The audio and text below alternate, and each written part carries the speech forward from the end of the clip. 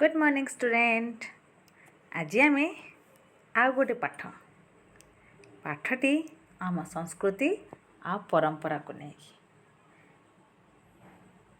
पाठटर ना देख आम पर्वपर्वाणी साहित्य सरब बहिर पाठ 8 तृतीय श्रेणी बहिर ये पाठ 8 पर्वपर्वाणी बहुत भल लगे ना। नुआ नुआ फेस्टिवल आसिले पर्वण आसिले नुआ नुआ ड्रेस नुआ नुआ पिठापणा सब खाया मिले बहुत मजा लगे। स्कूल में तो छुट्टी हो जाए बहुत मजा ना।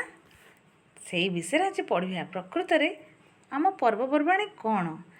अच्छा गोटे आमर कथा अच्छी कौन 12 मासरे 13 पर्व। आम ओडिशा रे 12 मासरे 13 पर्व अच्छी माने एते पर्व अच्छे जे 12 मासटू भी अधिका अच्छी।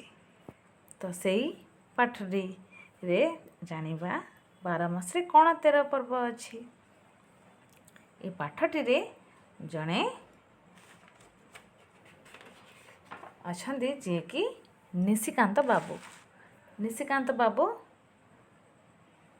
तांको पुओ सिद्धार्थ पाखक कटक को जाइथिले। कोठी ना कटक रे जेहेतु निशिकांत बाबू गाँव में रुहती पुओ मैंने पुओटी सहर रुहे तो जेहेतु पर्वपर्वाणी थिला से पिछी पिठापणा नहीं जाइथिले। पहुँचले द्विपहर समय पहुँचले पहुँचा क्षणी किछि भात खाइकिरी टिके दांड घरे शोई पड़े। ठीक 4टा बेल को सिद्धार्थ तांको पुत्र निशिकांत बाबूंकर पुओ सिद्धार्थ पुओ सानू अर्थ निशिकांत बाबूंकर नाती सानू सी कौन करथिला ना सांग मानक सहित आसी बड़ जोरे कथबार्ता लगी पड़ता। निशिकांत बाबू शोते पाटी शुणिकी से उठी पड़े। निशिकांत बाबूंकर निद भांगीगला से पाखक जाई कहले अरे सानू तो सांग मैंने कौन आज एमती बुलूछंती आज परा रज समस्ते सज ही पिठापणा बुलिया खाया कथा। सानू कहला जेजे तुम्हें जो रज पिठा धरी आसीच मो सांग मैंने केवे जानी ना खाई ना रज विषय में बेसी किसी जानी ना मुझे जानी जेजे आमको टे कुह। सानू सहित सब सांग मैंने जिद धरले हाँ हाँ जेजे आमको टे कुह आम मैंने टे जानू प्रकृत में पर्वपर्वाणी कौन।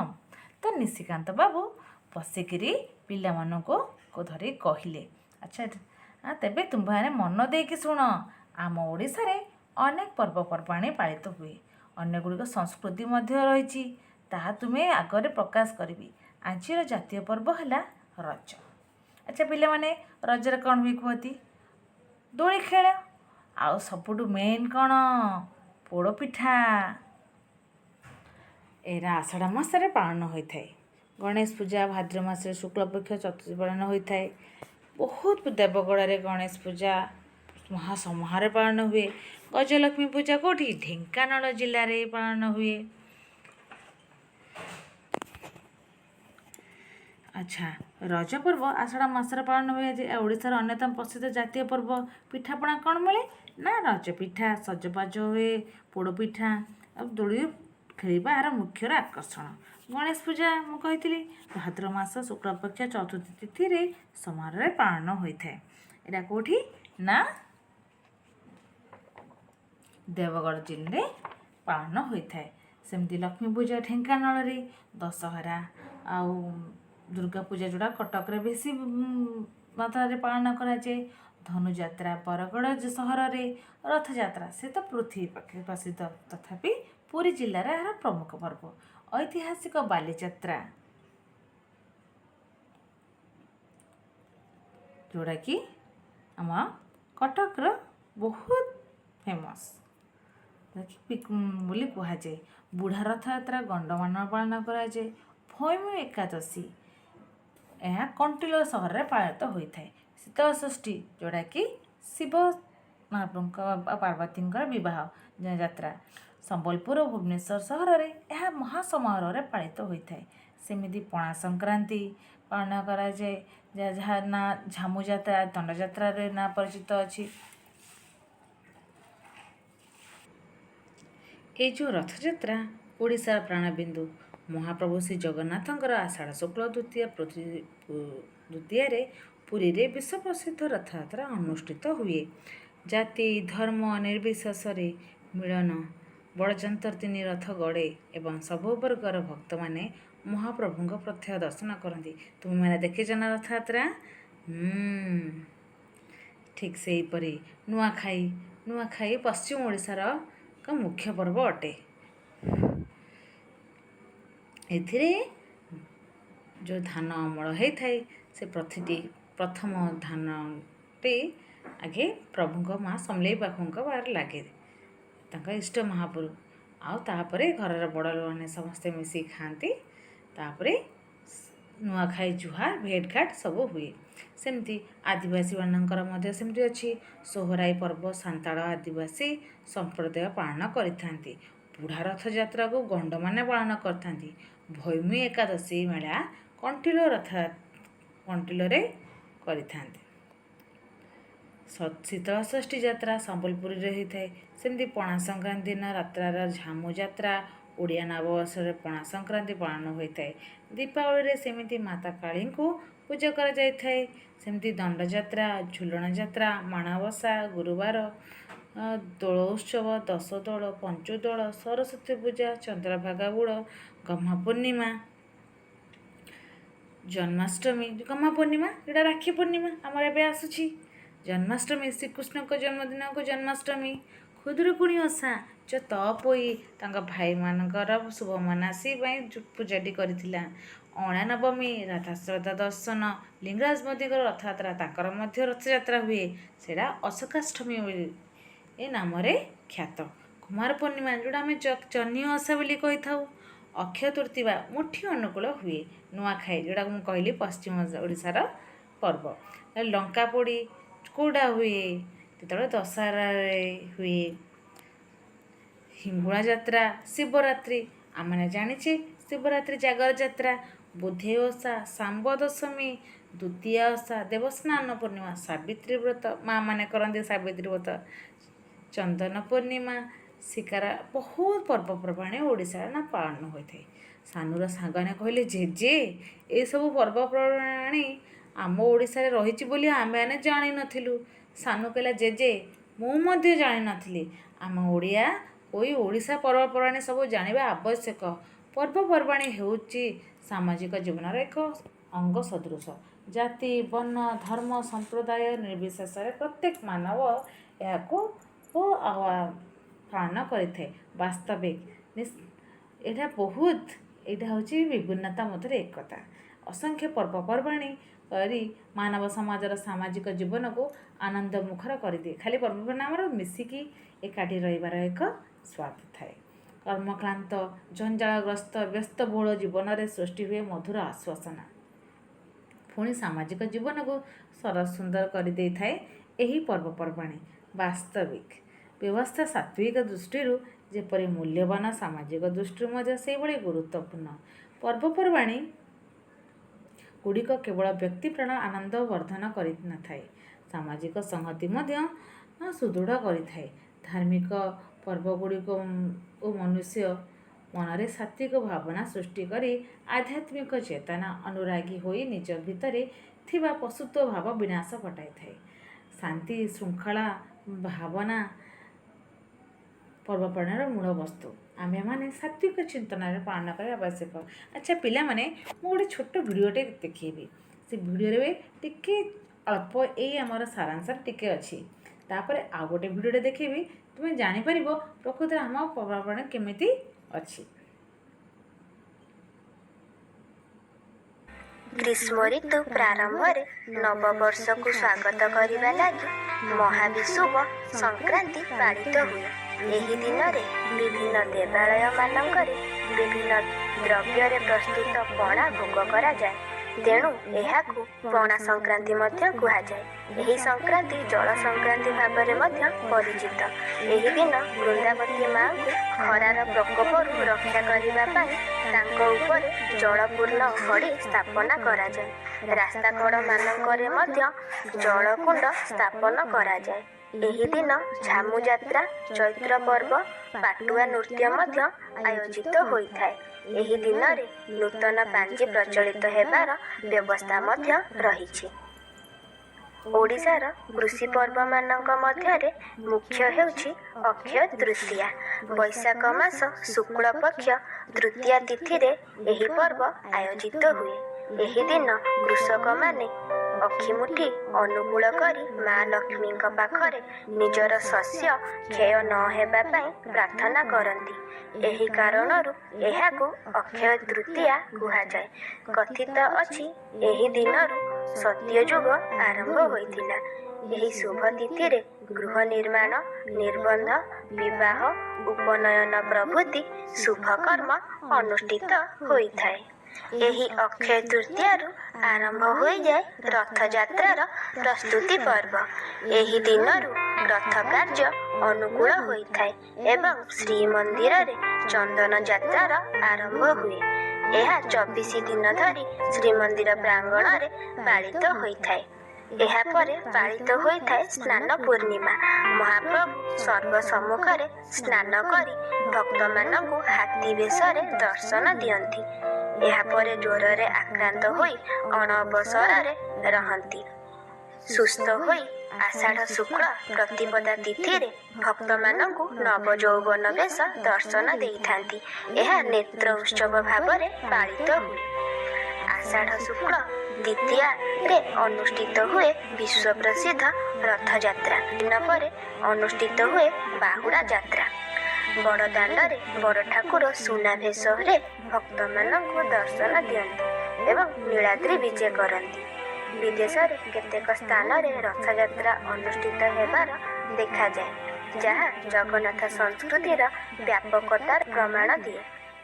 ଉପକୂଳ ଓଡ଼ିଶାର ବଡ଼ ପର୍ବ ହେଲା ରଜ। କୁମାରୀମାନେ ଏହା ସ୍ୱତନ୍ତ୍ର ଭାବରେ ପାଳନ କରିଥାନ୍ତି। ରଜ ଦୋଳି ହୋଇ ଆଷାଢ଼ ଆଗମନରେ ମା ବସୁଧା ରଜସ୍ୱଳା ହୋଇଥାନ୍ତି। ତେଣୁ ଭୂମିକୁ କଷ୍ଟ ହେବା ଭଳି କୌଣସି କାର୍ଯ୍ୟ କରାଯାଏ ନାହିଁ। ଏହା 5 ଦିନ ପର୍ଯ୍ୟନ୍ତ ପାଳିତ ହୋଇଥାଏ। ଘରେ ଘରେ ଭରିଯାଏ ପୋଡ଼ପିଠାର ବାସ୍ନା। ଏହି ପର୍ବ ହେଉଛି ଆନନ୍ଦ ଉଲ୍ଲାସର ଏକ ପର୍ବ। ଆବାଳ ବୃଦ୍ଧ ବନିତା ଏହାକୁ ପାଳନ କରିଥାନ୍ତି। ଶ୍ରାବଣ ମାସ ପୂର୍ଣ୍ଣିମା ଦିନ ଗହ୍ମା ପୂର୍ଣ୍ଣିମା ବା ରାକ୍ଷୀ ପୂର୍ଣ୍ଣିମା ପାଳନ ହୋଇଥାଏ।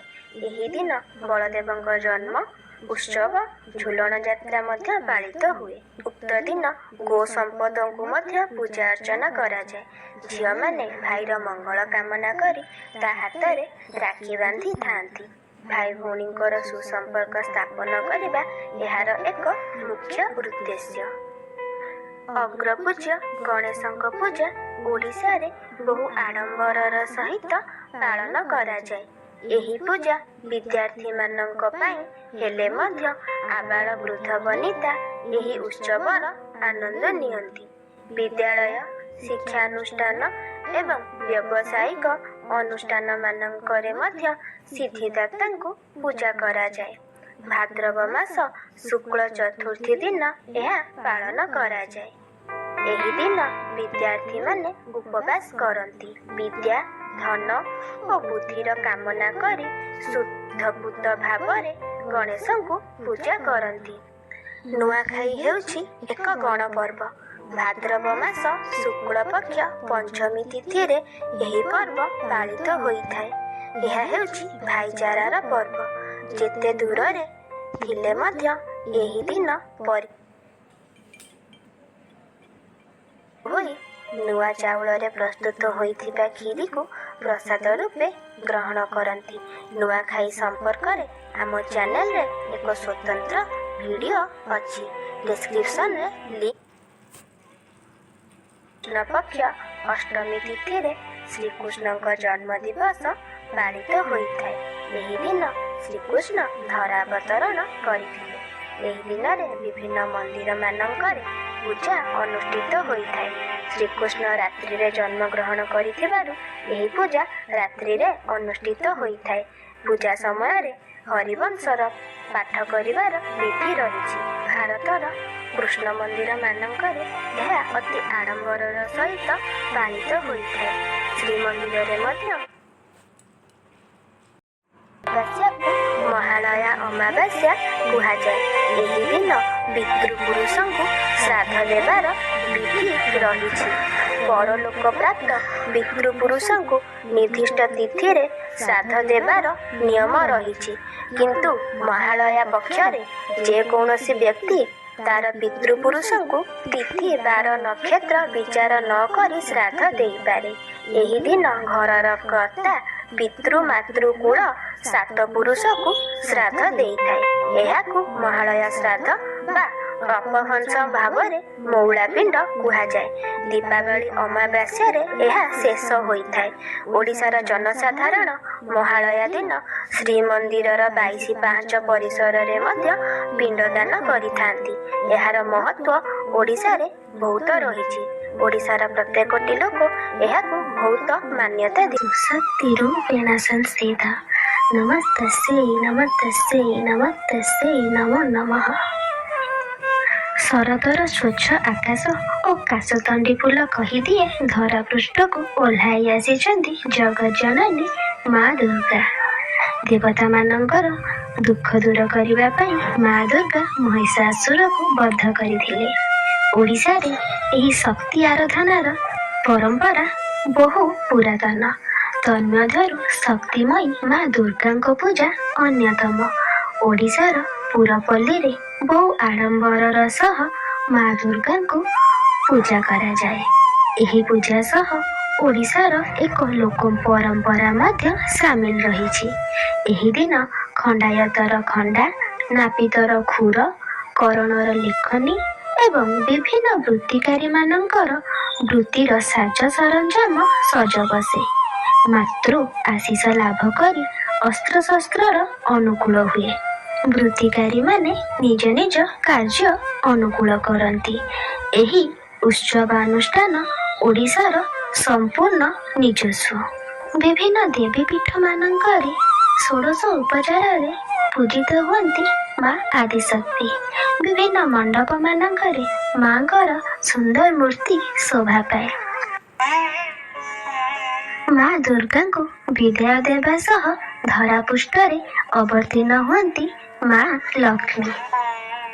ଶରତର ଶେଷ ସହିତ ହେମନ୍ତର ଆଗମନରେ ଶସ୍ୟ ସବୁଜିମାରେ ପରିପୂର୍ଣ୍ଣ ହୋଇଉଠେ ଧରିତ୍ରୀ।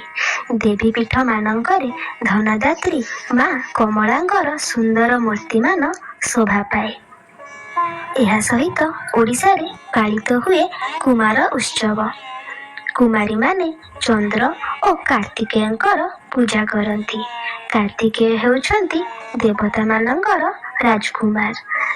ଅତି ସୁନ୍ଦର ହେଇଥିବାରୁ କୁମାରୀମାନେ ତାଙ୍କ ପରି ବର ଆଶା କରି ଏହି ଉତ୍ସବଟିକୁ ପାଳନ କରନ୍ତି।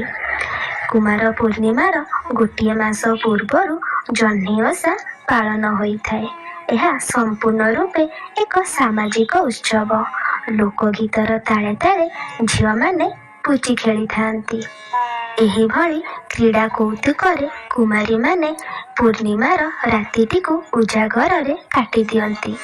ଆଧୁନିକତାର ସ୍ପର୍ଶରେ ଏହି ଉତ୍ସବର ମହତ୍ତ୍ୱ କମିବାରେ ଲାଗିଛି। ବର୍ତ୍ତମାନର ଯୁବପିଢ଼ିମାନେ ଏହିଭଳି ଏକ ସାମାଜିକ ପୂର୍ଣ୍ଣ ପର୍ବଠାରୁ ଦୂରେଇ ରହୁଛନ୍ତି। ସେ ଯାହା ହେଉନା କାହିଁକି, ଏହା ଯେ ଆମ ସଂସ୍କୃତିକୁ ଗୌରବମଣ୍ଡିତ କରିଛି ଏଥିରେ ଦ୍ୱିମତ ନାହିଁ। ଓଡ଼ିଶାର ଶକ୍ତି ଆରାଧନା ଏହିଥିରେ ସମାପ୍ତ ହୁଏ ନାହିଁ। ମା ଲକ୍ଷ୍ମୀଙ୍କ ପୂଜା ପରେ ଓଡ଼ିଶାବାସୀ ଆବାହନ କରନ୍ତି ମା କାଳୀଙ୍କର। ଦୀପାବଳି ଅମାବାସ୍ୟା ଦିନ ଓଡ଼ିଶାର ସମସ୍ତ ଦେବୀପୀଠମାନଙ୍କରେ ମା କାଳୀଙ୍କୁ ପୂଜା କରାଯାଏ। ଆଲୋକର ପର୍ବ ହେଉଛି ଦୀପାବଳି। ସମଗ୍ର ଭାରତବର୍ଷରେ ଜାତି ଧର୍ମ ବର୍ଣ୍ଣ ନିର୍ବିଶେଷରେ ଏହି ପର୍ବ ପାଳିତ ହେଉଥିଲେ ସୁଦ୍ଧା ଓଡ଼ିଶାରେ ଏହି ପର୍ବର ସ୍ୱତନ୍ତ୍ରତା ରହିଛି। ପୂର୍ବପୁରୁଷଙ୍କ ଶ୍ରାଦ୍ଧ ପରମ୍ପରା ସହିତ ଏହା ଜଡ଼ିତ। ଦୀପାବଳି ଅମାବାସ୍ୟାର ମାସକ ପୂର୍ବରୁ ଅର୍ଥାତ୍ ମହାଳୟା ଅମାବାସ୍ୟା ଦିନଠାରୁ ପୂର୍ବପୁରୁଷମାନେ ସ୍ୱର୍ଗଲୋକରୁ ଧରାଧାମକୁ ଅବତରଣ କରନ୍ତି। ବିଭିନ୍ନ ବିଧିବିଧାନ ସହିତ ଗୃହକର୍ତ୍ତାମାନେ ମହାଳୟା ପିଣ୍ଡ ବା ମଉଳା ପିଣ୍ଡ ଦାନ କରନ୍ତି। ଦୀପାବଳି ଅମାବାସ୍ୟା ଦିନ ପିତୃପୁରୁଷଙ୍କୁ ପୁନର୍ବାର ସ୍ୱର୍ଗଲୋକକୁ ଗମନ କରନ୍ତି। କାଉଁରିଆ କାଠିରେ ଅଗ୍ନି ସଂଯୋଗ କରି ବଡ଼ ବଡ଼ୁଆଙ୍କୁ ଆମେ ବିଦାୟ ଦେଉ। ଭାରତର ଅନ୍ୟ କେଉଁ ସ୍ଥାନରେ ମଧ୍ୟ ଏହା ଦେଖିବାକୁ ମିଳେ ନାହିଁ। ଏହା ହିଁ ହେଉଛି ଆମ ସଂସ୍କୃତିର ସ୍ୱତନ୍ତ୍ରତା। अगर आप भी मेरी तरह अपने वॉल ହେମନ୍ତ ପ୍ରକୃତିର ମେଘମୁକ୍ତ ଆକାଶ ତଳେ ଖେଳିଯାଏ ହେମନ୍ତ ପ୍ରକୃତିର ମେଘମୁକ୍ତ ଆକାଶ ତଳେ ଖେଳିଯାଏ ଭକ୍ତି ଓ ପବିତ୍ରତାର ଏକ ସମ୍ମିଳନ। ଆରମ୍ଭ ହୋଇଯାଏ ମାସମାନଙ୍କ ମଧ୍ୟରେ ଶ୍ରେଷ୍ଠ କାର୍ତ୍ତିକ ମାସର। ଏହି ମାସରେ ଆବାଳ ବୃଦ୍ଧ ବନିତା ଧର୍ମୀୟ ଭାବନାରେ ଆତ୍ମବିଭୋର ହୋଇ ଉଠନ୍ତି। ମଠ ମନ୍ଦିର ମାନଙ୍କରେ ଆୟୋଜିତ ହୁଏ ରାସ ଉତ୍ସବ। ସତେ ଯେମିତି ପ୍ରେମିକ ପୁରୁଷ କୃଷ୍ଣ ଓ ପ୍ରେମମୟୀ ରାଧାରାଣୀ ରାସ ପାଇଁ ଧରା ଅବତରଣ କରନ୍ତି। ଚାରିଆଡ଼େ ଶୁଣାଯାଏ ହରିନାମର ମଧୁର ଗୁଞ୍ଜରଣ। ଏହି ମାସରେ ହବିଷ ବ୍ରତ ପାଳିତ ହୁଏ। କୁହାଯାଏ ଏହି ଧର୍ମ ମାସରେ ବଗ ମଧ୍ୟ ଆମିଷ ସ୍ପର୍ଶ କରେ ନାହିଁ। କାର୍ତ୍ତିକ ପୂର୍ଣ୍ଣିମା ପୂର୍ବ 5 ଦିନ ପାଳିତ ହୁଏ ମହା ପଞ୍ଚୁକ ବ୍ରତ। ତୁଳସୀ ଚଉରା ମୂଳରେ ରଙ୍ଗ ମୁରୁଜରେ ଜଗନ୍ନାଥଙ୍କ ଚିତ୍ର ଅଙ୍କନ କରି କାର୍ତ୍ତିକ ମାହାତ୍ମ୍ୟ ପାଠ କରାଯାଏ। ଏହି ଦିନମାନଙ୍କରେ ତୁଳସୀ ପୂଜାର ଆୟୋଜନ ମଧ୍ୟ ହୋଇଥାଏ। ପୂର୍ଣ୍ଣିମା ଦିନ ଅନ୍ଧାର ଉଠି କଦଳୀ ପାଟୁଆ ଡଙ୍ଗା ଭସାଯାଏ, ଯାହା ଆମ ନୌବାଣିଜ୍ୟ ପରମ୍ପରା ସହ ଜଡ଼ିତ। ଏହି ଦିନ ସାଧବ ପୁଅମାନେ ବାଣିଜ୍ୟରୁ ଫେରନ୍ତି ଏବଂ ମହାନଦୀ ନିକଟସ୍ଥ ପଡ଼ିଆରେ ଆଣିଥିବା ଦ୍ରବ୍ୟକୁ ବିକ୍ରି କରନ୍ତି, ଯାହା ବାଲିଯାତ୍ରା ଭାବରେ ପ୍ରସିଦ୍ଧ।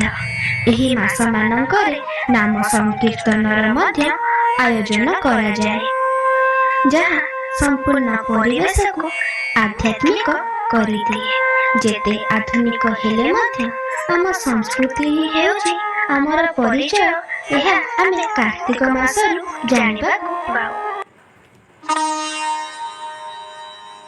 ଧର୍ମ ମାସ କାର୍ତ୍ତିକର ଶେଷ ହେଉ ହେଉ ଆରମ୍ଭ ହୋଇଯାଏ ମାସମାନଙ୍କ ମଧ୍ୟରେ ଶ୍ରେଷ୍ଠ ମାର୍ଗଶିରର। ଏହି ମାସର କୃଷ୍ଣ ପକ୍ଷ ଅଷ୍ଟମୀ ତିଥିରେ ପାଳିତ ହୁଏ ପ୍ରଥମାଷ୍ଟମୀ, ଯାହାର ଅପଭ୍ରଂଶ ରୂପ ହେଉଛି ପରୁଆଷ୍ଟମୀ। ଏହି ଦିନ ପରିବାରର ଜ୍ୟେଷ୍ଠ ସନ୍ତାନର ସୁଖ ସମୃଦ୍ଧି ଓ ଦୀର୍ଘ ଜୀବନ ପାଇଁ ପୂଜାବିଧି ଅନୁଷ୍ଠିତ ହୋଇଥାଏ। ଘରର ଜ୍ୟେଷ୍ଠ ପୁତ୍ର ବା କନ୍ୟା ସନ୍ତାନମାନେ ନବବସ୍ତ୍ର ପରିଧାନ କରନ୍ତି ଏବଂ ମାମାନେ ତାଙ୍କୁ ବନ୍ଦାପନା କରନ୍ତି। ସାଧାରଣତଃ ପରୁଆ କରିବା ଦାୟିତ୍ୱ ହେଉଛି ମାମୁଁମାନଙ୍କର। ଏହି ମାର୍ଗଶିର ମାସକୁ ବର୍ଷର ଆଦ୍ୟ ମାସ ବା ପ୍ରଥମ ମାସ ବୋଲି ଗଣନା କରାଯାଏ। ତେଣୁ ବର୍ଷର ପ୍ରଥମ ମାସର ପ୍ରଥମ ଅଷ୍ଟମୀକୁ ପ୍ରଥମାଷ୍ଟମୀ ବୋଲି କୁହାଯାଏ। ଏଣ୍ଡୁରି ପିଠା ବା ହଳଦୀ ପତ୍ର ପିଠା ହେଉଛି ପ୍ରଥମାଷ୍ଟମୀର ବିଶେଷତ୍ୱ। ପ୍ରଥମାଷ୍ଟମୀ ଦିନ ଏଣ୍ଡୁରି ପିଠାର ମହକରେ ଘର ପୁରି ଉଠେ। ମାଙ୍କ ହାତ ତିଆରି ପିଠା ଖାଇ ନବବସ୍ତ୍ର ପିନ୍ଧି ପିଲାମାନେ ଏହି ଉତ୍ସବଟିକୁ ପାଳନ କରନ୍ତି। ପିଠା ହେଉଥିବା ହାଣ୍ଡିକୁ ଅଥାର ହାଣ୍ଡି କୁହାଯାଏ। ଅଷ୍ଟମୀର 5 ଦିନ ବା 7 ଦିନ ପରେ ପୁଣି ଥରେ ପିଠା ହୋଇ ଏହି ଅଥାର ହାଣ୍ଡିକୁ ଭଙ୍ଗାଯାଏ। ମାର୍ଗଶିର ମାସଟି ଶ୍ରେଷ୍ଠ ବିବେଚିତ ହେବାର ଅନ୍ୟ ଏକ କାରଣ ହେଉଛି ଧନଦାତ୍ରୀ ମା ଲକ୍ଷ୍ମୀଙ୍କ ପୂଜା। ଏହି ମାସର ପ୍ରତ୍ୟେକ ଗୁରୁବାରରେ ଓଡ଼ିଶାର ପ୍ରତି ଘରେ ମା ଲକ୍ଷ୍ମୀଙ୍କ ପୂଜା କରାଯାଏ।